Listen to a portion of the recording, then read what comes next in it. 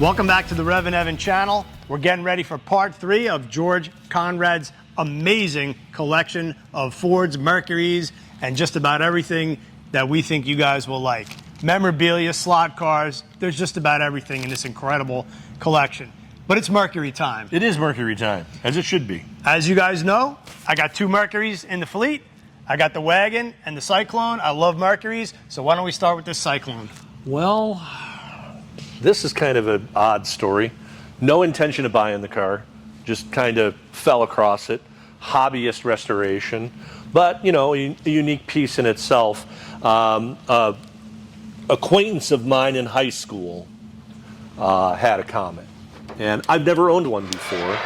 And obviously, the Cyclone variant of it is kind of cool. And again, broken record, folks. Original VIN number, stamping. Multiple places, 3 different places, which is kind of an oddity. Stamping here, stamping here, stamping here on the aprons, which brings to the truth of a original metal car. So kind of black, sinister. Who knows? Maybe I'll stuff an Art Morrison chassis under it and put a Godzilla motor in it or something, but I don't know. Cool body style. Maybe I'll just leave it alone. Yeah, I like the drag racing history on these Don Nicholson. Yep, and like you said, the Cyclones had the scoops, but it's just a clean design. They're small, Yep. They're lightweight. I am a sucker for vertical stacked headlights. Are just to me so pretty. I love the car, and then we go from stacked headlights to hideaway headlights. Probably, and I can't play favorites. My children will be upset with me, but clearly, 68 GTE 427. Oh, black, numbers matching, paperwork car. I don't know. I got such a weak spot for this car. I bought this car 17 years ago, before they were recognized. Look at that 427 lump. Yep. Under the hood. 256 total 68 GTEs were awarded a 66 leftover inventory date coded 427 car motor. Oh. So in here, this is one of them. But can black you imagine? With the red trimmings, I mean. Evan, can you imagine having this car brand new? Oh, you were just. Who was that person? You know, it's funny you should say that, because I say to all my friends, and I got them thinking about it. Any of these cars in here, like the day that person drove away from the lot, that Cadillac over there, or the Pontiac, I mean, you just had to feel like the king. You got your dream car. Right. But to have that motor in a Cougar. Oh. Or maybe did they even know what they had? You know what I mean? Maybe it was somebody who was just like, I like the styling and I don't care. Not demeaning you ladies. What if it was a housewife?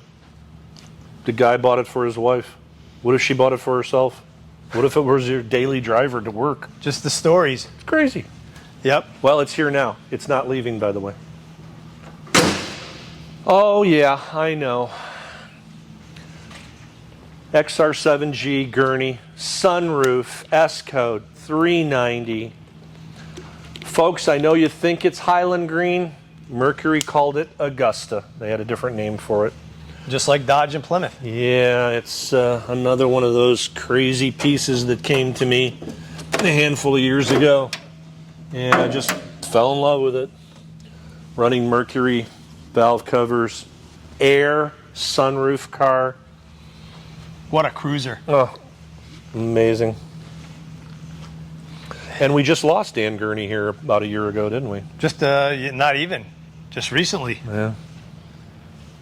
Very. I got to when Celine did the Gurney editions. I was at the press launch, and Steve teamed me up with Dan Gurney. So during the press drive through the mountains of California, I got to drive with Dan Gurney as my passenger. Wow. And we're about, I don't know, 10 miles into the cruise of about a 40-mile cruise, and it hit me like a ton of bricks. I was like, why am I driving?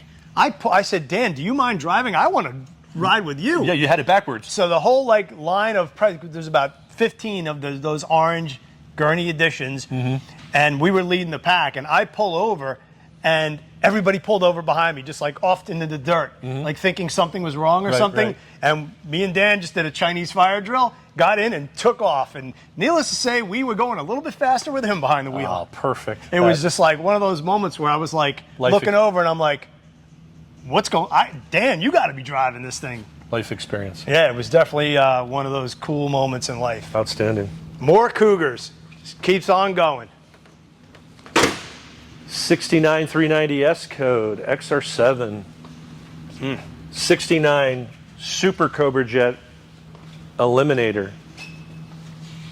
69 Super Cobra Jet 4-gear unrestored Eliminator. Competition orange. Yep. And quite a lot of differences between, other than just the appearance, the Mustang and the Cougar. Longer wheelbase on the Cougar, probably more sound deadening. They were heavier. More options. More options. Same drivetrains. Yeah, Cougars are overlooked, have been overlooked. I love the Hideaway headlights. They just too cool. Well, again, I was 15 and a half. I paid $800 for my first car, and it was a Cougar. Instant love. And look at all this Ford memorabilia right here. This is cool. Yeah, all this different stuff. Cobra Jet reunion.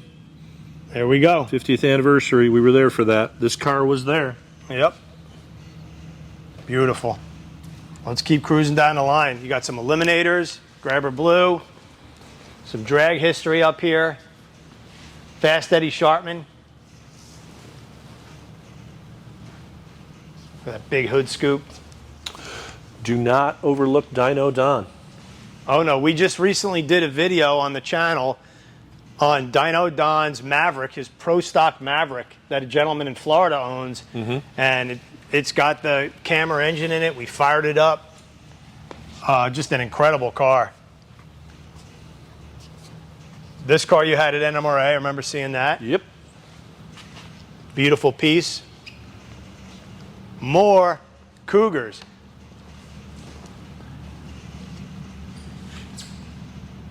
Mark's enjoying the Grabber Blue. He's lagging behind. Yeah, he's slacking. That's all right, Yeah. though. You have a favorite year? Well, 69 has the cleaner front end with the enclosed headlights, straight across. 70 being my first Cougar. Obviously, you know, I have a little bit of heart for that. But as a 16-year-old kid, when you're driving around in a non-vintage Cougar and you're working on something and you rear up and smack your head against the big schnoz, you kind of stop doing that after like the third or fourth time. The snaggletooth. Yep. I know these little filler pieces are remade now, but back then I remember snapping one of those off with my head. So, fond memory. Yeah, this is a numbers matching 35,000 mile Boss 302 Eliminator. Again, people probably don't know that they even made them, but this is the actual same 302 motor that was in the Mustang. So, drivetrain equivalents, 4-gear, rarefied air. Got to be made it to that 4-speed. Yeah, absolutely. This specific one is one of 323 4-gear Boss 302 Mercury Eliminators. Super cool. My counterpart there, partner in crime, Jim Camposano, Muscle Car Campy YouTube channel. Huge Cougar guy. He just loves Cougars. Unbelievable. This 70 red car is as close as I can get to my high school car. Oh, that's cool. 351 Cleveland. Mine was red with a red interior. This has black. And I did the prototypical thing you'd do back in the 70s with the Krager SS mags. Yep. Mickey Thompson valve covers, all the pretty parts. Right? It was either Krager SS's or Keystones back then, right? Keystone Classics, yeah, good memory. Yep. So these had kind of a vinyl timing chain, 351 Cleveland's.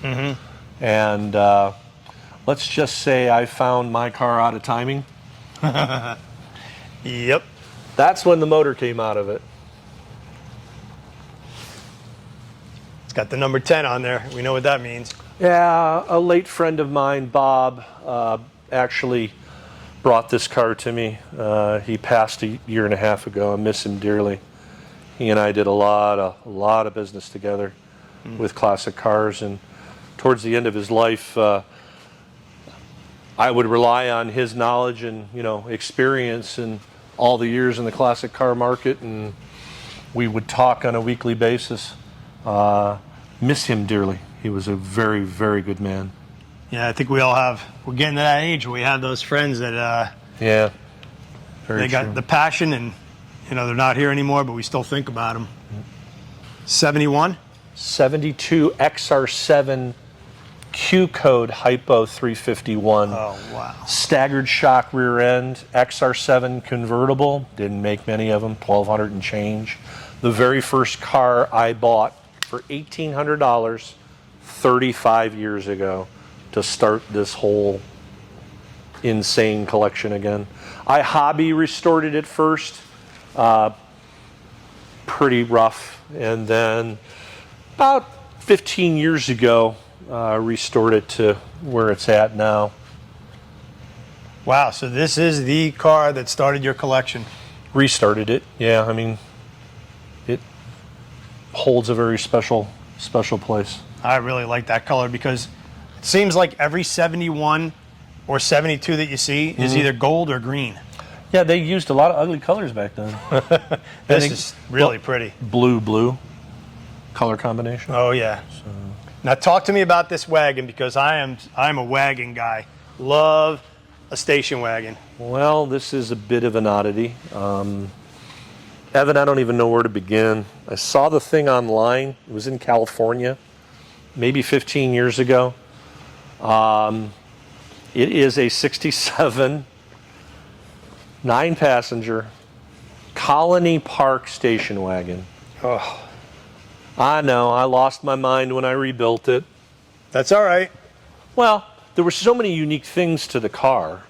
Loved the red interior instead of a black interior. Marks, please look at the hubcaps. People are going to think that's not possible. Those are restored, but the original spinner hubcaps that are on the order form for this wagon. Wow. Power steering, power brakes, power seat, air conditioning.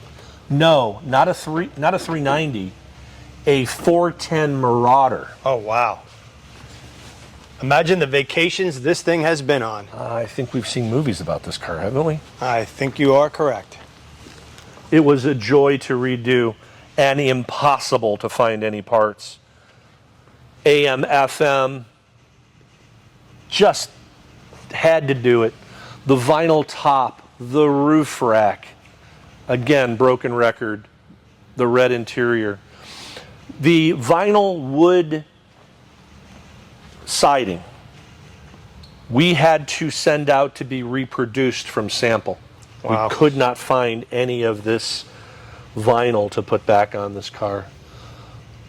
The plating and polishing alone of all the chrome and stainless, I don't recall the bill, but it had to be 50 grand. Wow. Insane to put money into something like this that'll never be worth it, but you're not going to see another one. Mark, I'd be remiss if I didn't talk about what was probably the very first driving experience for many people my age, which was pole position. A quarter in a dream. Fuji Speedway. We don't have to turn it on, but man, this was, low, high. I remember the feel of that shifter, that numb steering of the video game, of the big pixels as you went around Fuji Speedway, and the local 7-Eleven absorbed many of my quarters as a young guy. Of that era, the arcades, the games. The throttle pedal down there, man, I probably had to be torn away from this thing. I remember, man, I just couldn't wait to get my driver's license. This game and the Asteroids game behind it came to me at a garage sale 30 plus years ago. I think I paid $100 for both machines. Oh. All right, so what we're going to do next is we're going to sneak in a little Mopar, just because, hey, how can you not talk about some of the cool cars here? 67 GTX.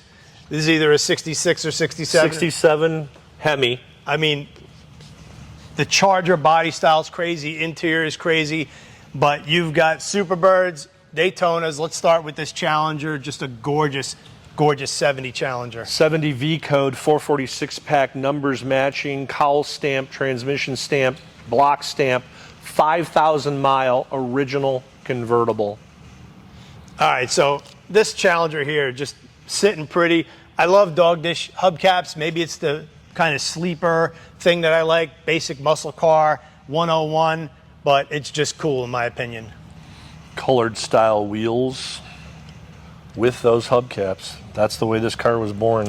No doubt about it. And if you think about it, Ford and Mopar share a lug pattern, and the distributor's in the right spot. So, you know, we'll just blow through real quick. You can fast forward if you want to get to the Mercuries that are coming up next. You won't want to miss that. But we have to talk about... Yeah, that's the original Aero Warrior, one of the 569 Charger Daytonas. Superbirds were a completely different body. People get them mixed up. They do. So 440 Y2 yellow is the name of the color. Yeah, and you'll notice these were based off of Charger 500s. They have a completely different rear window, even than the Roadrunners, which had a concave window. This window was more aero. And then the wing is different. The front end's different. Of course, they're both B-body Mopars. But you'll note, I do know a little bit about Mopars. You're shocking me. Every single Superbird has a vinyl top. Of course, a little bit taller wing to help with the trunk opening. But these have vinyl tops, these don't. The reason is they were so poorly finished by Plymouth through here where they did the seam that they just put a vinyl top on them, correct, to finish them off. Covered it instead of doing the finished bodywork. Yeah. Yep. This is a V code 446 pack, numbers matching, original paint, 19,000 mile Superbird. I've owned this car for over 20 years. Wow. And they had very basic interiors. They weren't overly bench built seat, out cars. Column shift 727 automatic. Amazing, wonderful car to drive. Its sister, 440 V code, numbers matching, but rotisserie restored. Beautiful hood tack. I mean, I am certainly not an expert on these cars, but I do know a little bit.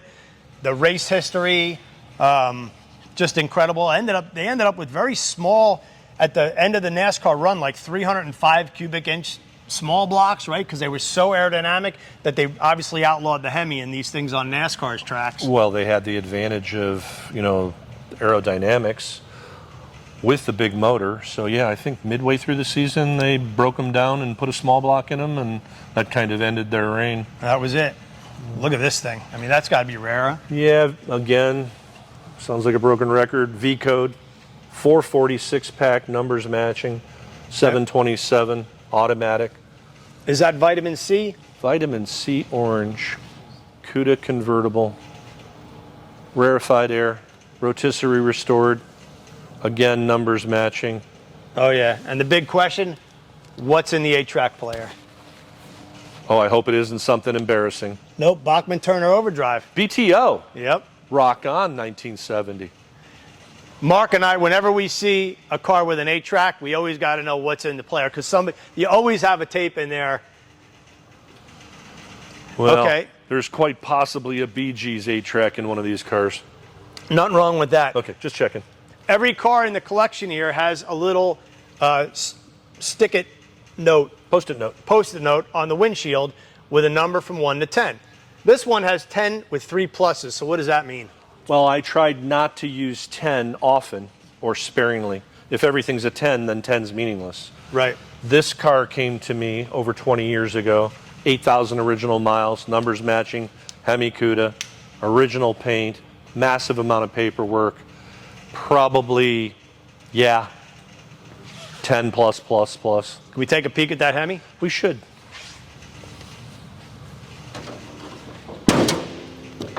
Yeah, in the early days, as an unrestored car, I couldn't live with the patina on the motor. So, as I am somewhat of an idiot, brightened up the motor and kind of ruined the originality of that specific part of the car. But The balance of it is what it is. It is a 8,000 mile original Hemi Cuda. Beautiful. It turned over 8,000 miles last fall. When I was driving it, I took a quick video of it, flipping over to 8,000 miles.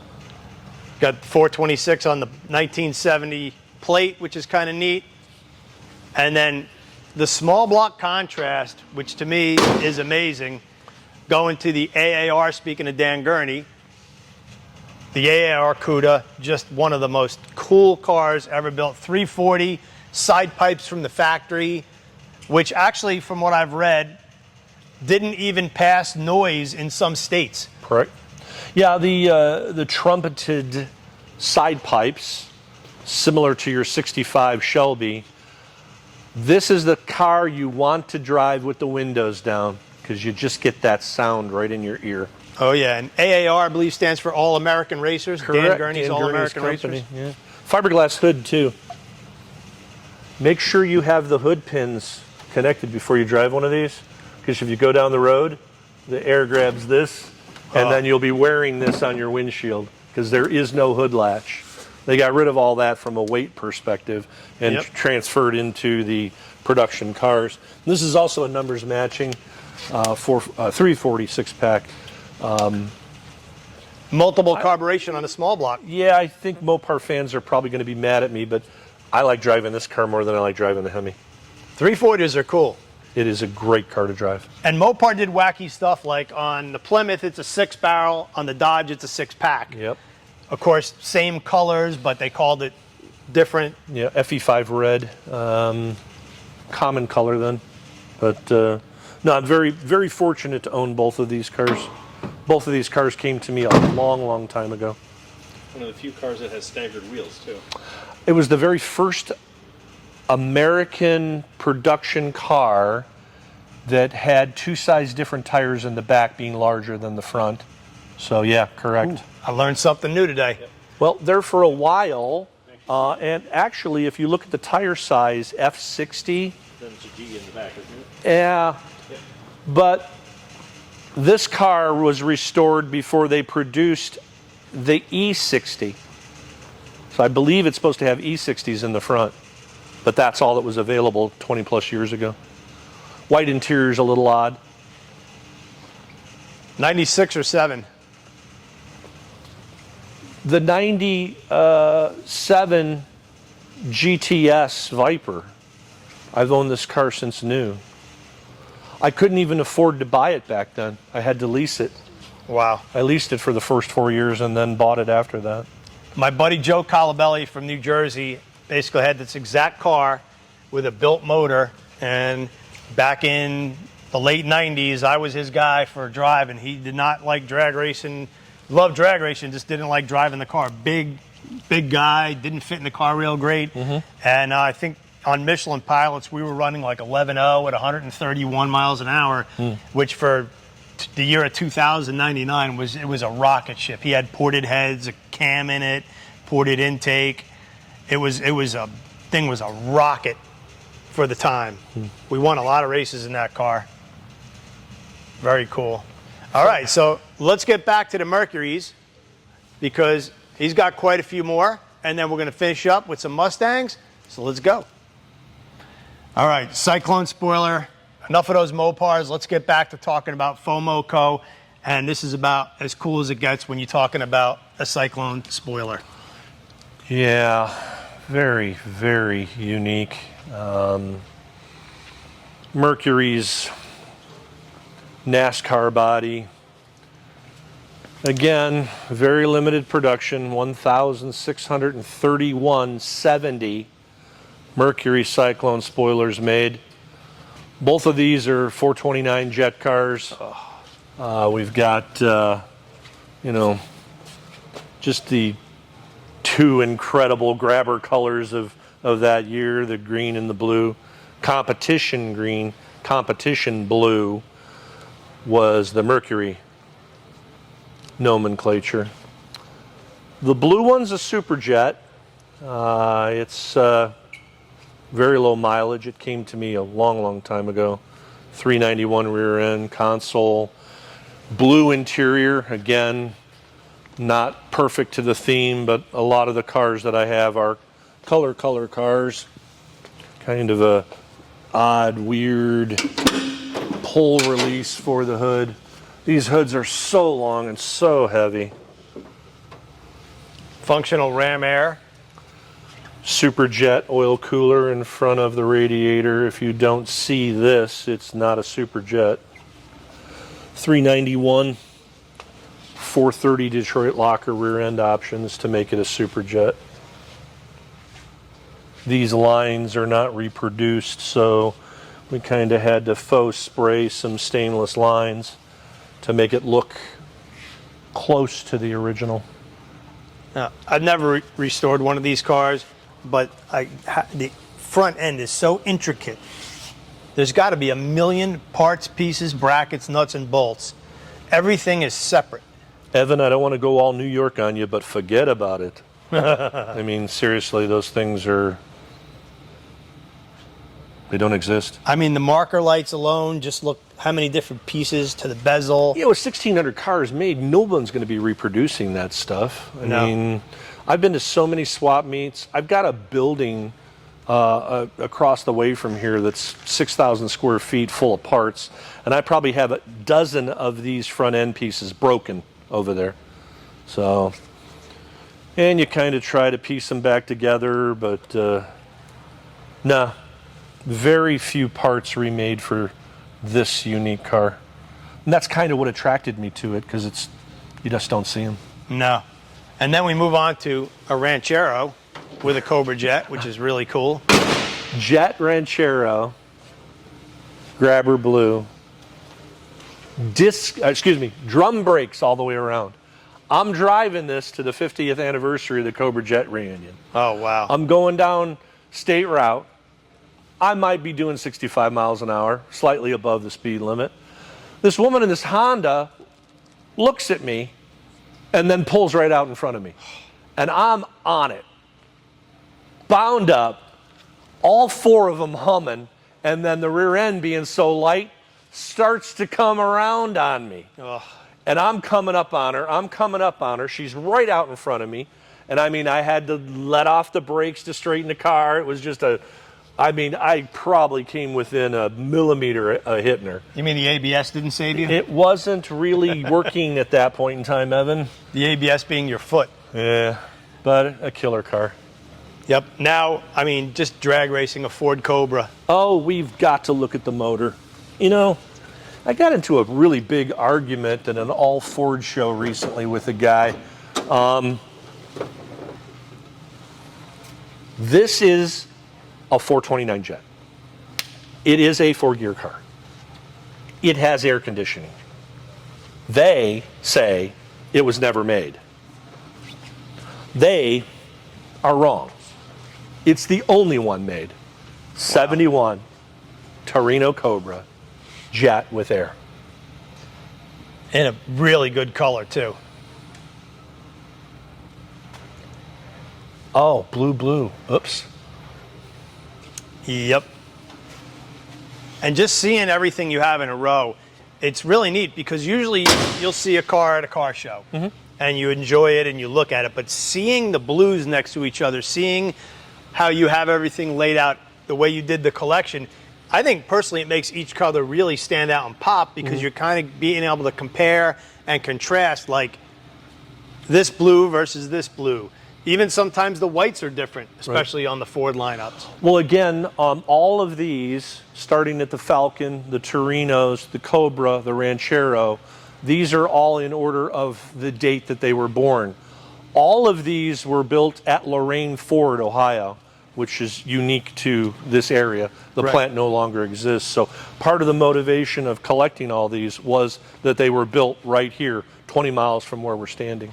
Yeah, we've got kind of a really odd Torino. From my understanding, they only built 8 promotional NASCAR Pace Car 70 Torinos. Cobra Jet 429, automatic, air, all kinds of crazy options. This car actually paced the race in North Wilkesboro. So it's a glorious car to have in the collection. The name of the color is pastel blue.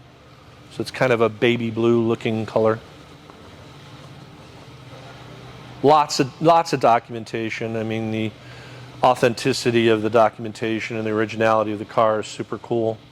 Yeah, I know. Here we go again. 70 Torino Jet 4-gear convertible, sold originally in Saskatoon, Saskatchewan, Canada.